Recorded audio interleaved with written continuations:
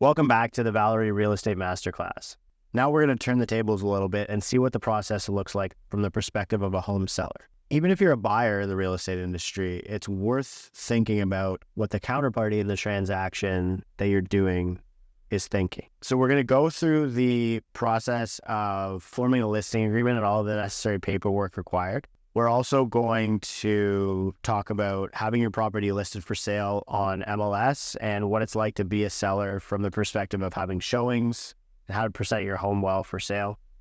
And then we're going to talk a little bit about the marketing of a property. As a seller of a home, you're going to sign something called a listing agreement. This is a contract between a real estate professional and an owner of a home, which gives the real estate professional the authority to list and market that property for sale. Any commissions payable in a real estate transaction in the province of Ontario are accounted for in that document, and then the seller pays those fees, and they're later divided between the buyer's agent and the seller's agent. As a seller, because of different regulations, you also have to do something called a FINTRAC to verify your identity, and a buyer has to do that as well. During this process, your real estate professional will also give you paperwork that outlines what it means to work with a realtor, and it details the nature of that relationship and what it means to be a client and for them to have a fiduciary duty. Remember, a fiduciary duty is a legal obligation that a realtor has to represent your best interests or to help you make a decision in your best interests. Once you've signed a listing agreement, you'll also see included in that package a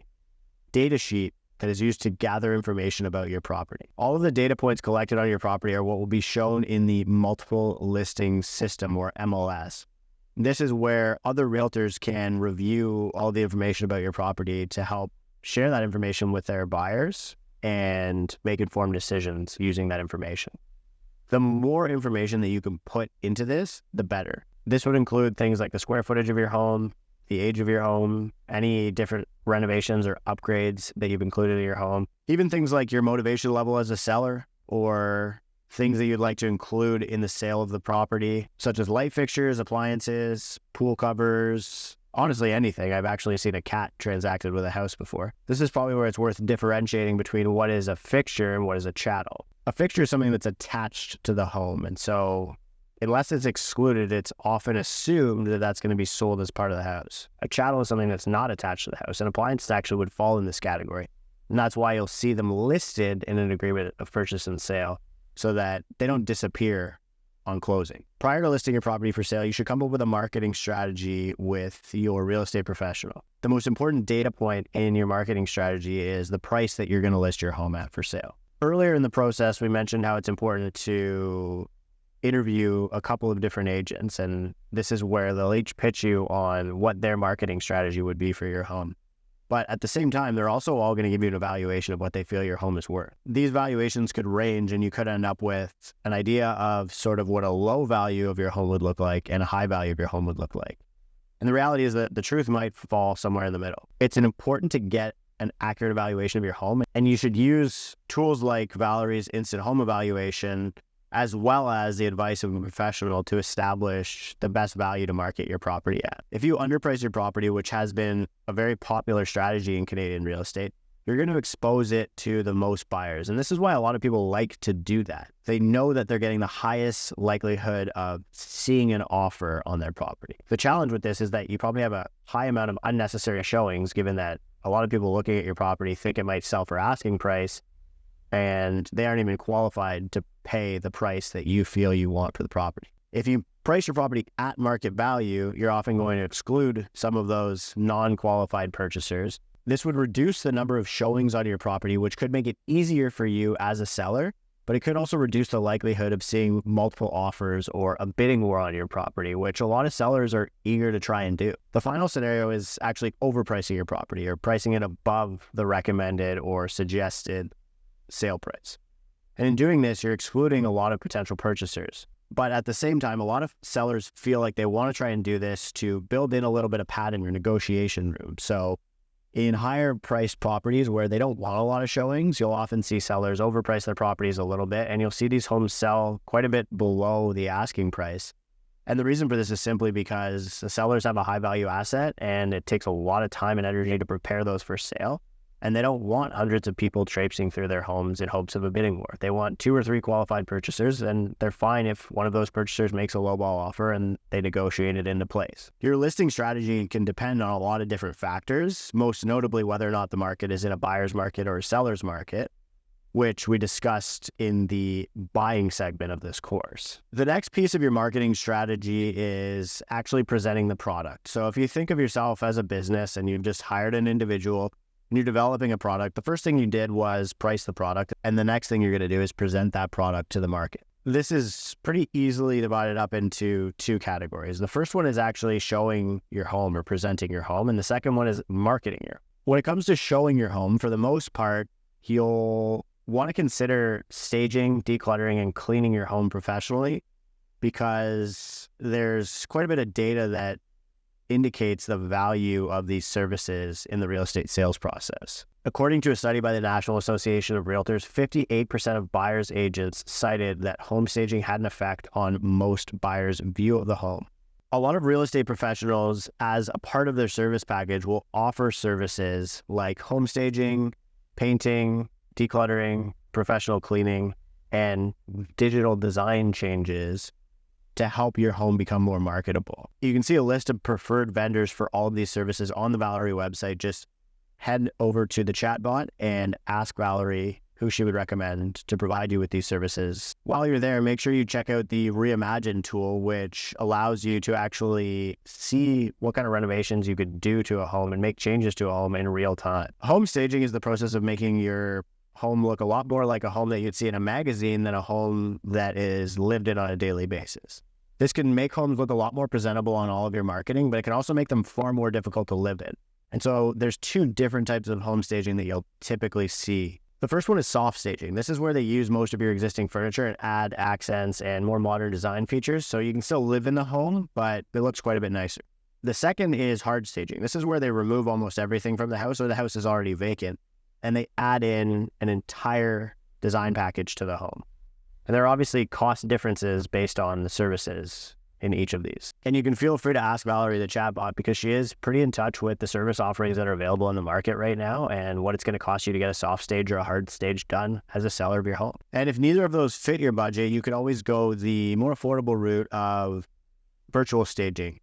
One of the only challenges with this is that some buyers might feel a sense of disappointment when they show up at the house and it looks completely different than how it was presented online. So that's one of the things that you might want to exercise caution with. Virtual staging is basically when a home is photoshopped to reflect one of the previous conditions that we mentioned, either a soft stage or a hard stage. The next piece of your home selling process is the actual marketing of the property.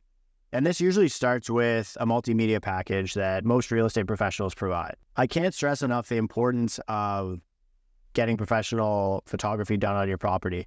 There is a fine balance to be found. If photos are too ambitious or use too wide of angles and make the space look far nicer or far larger than it actually is, you can run the risk of having that sense of disappointment that I mentioned when a buyer shows up and the home doesn't look anything like what they felt it looked like online. This is one of the primary reasons why having a reputable professional photographer is really important. Photos are, by and large, the biggest component of a home buyer's online search process. They're going to click through all the photos. There's typically 40 of them allowed in most real estate boards. And being able to present the property and actually tell the story of the property, to really show what the property looks like, is very important. After that, it might be worth adding in other features like a floor plan or a 3D model of the home that allows people to explore this home virtually before they make a decision to go and view the property in person. And then finally, you might want to add in a layer such as video tour or videography to present the home on social media, which is the primary marketing channel for the majority of real estate professionals right now. Beyond that, there are a lot of traditional marketing channels that most real estate professionals will use to market your home. But to be honest with you, most of them are actually lead generation tools to get potential buyer clients for them. The best example of this is an open house. It is great to do an open house to get a lot of potential purchasers through your home, but the reality and likelihood of a person buying your home from an open house is very unlikely. Real estate professionals can also use paid methods of advertising your property to get it in front of more eyes. And really the ultimate goal of marketing your property is to get foot traffic through the home so that people can see it and understand it and decide whether or not they want to purchase it. Some of these methods include Facebook ads, Google ads, print flyers, and open houses. And the reality is most of these methods, real estate professionals should be happy to do because it promotes their brand just as much as it promotes your property. A property listed with Valery will use AI to create a marketing strategy based on all the factors that I just mentioned to determine how to best place your home in the market. Once your property's been marketed, you're going to start having people come and take a look at your property as long as it's priced well. If you haven't seen a showing within a week, there's probably something wrong. Either your property is overpriced or it's not being presented well enough on the marketing channels. A traditional rule in the real estate industry is after 2 weeks or 10 showings, if you haven't seen an offer, you can probably assume the same thing. There's either a mispricing or something wrong with your listing.